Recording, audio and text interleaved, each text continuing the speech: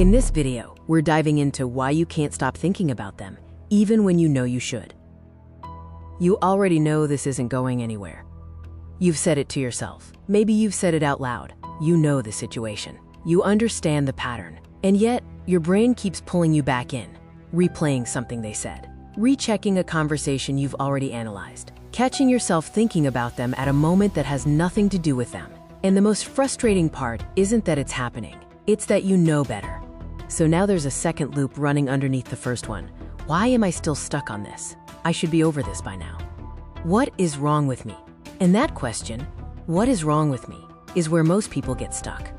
Because they conclude it must be attachment, or unhealed wounds, or the fact that they caught feelings before they could stop themselves. And those explanations carry weight, but they don't actually explain the specific experience of not being able to stop. Because if it were just attachment, understanding it would help. And understanding it fully, completely, accurately, doesn't stop the loop.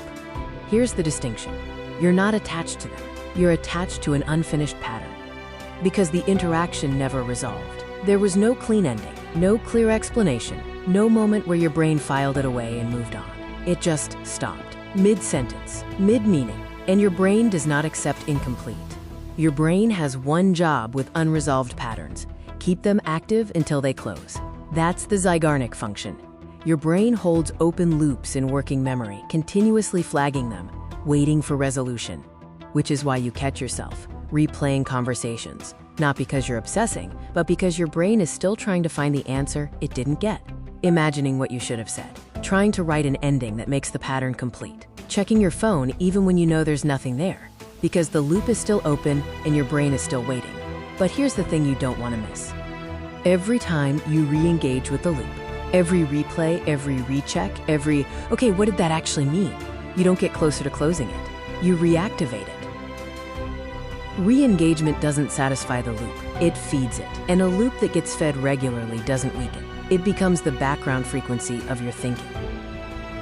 This isn't weak. This isn't a lack of self-control. Your brain is running a function it runs on every incomplete pattern.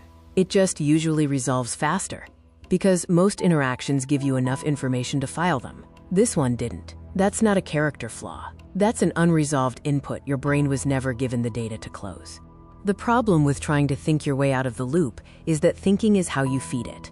Every analysis, every replay, every attempt to finally make sense of it is your brain trying to solve something that has no cognitive solution, because it was never a thinking problem. It was a resolution problem.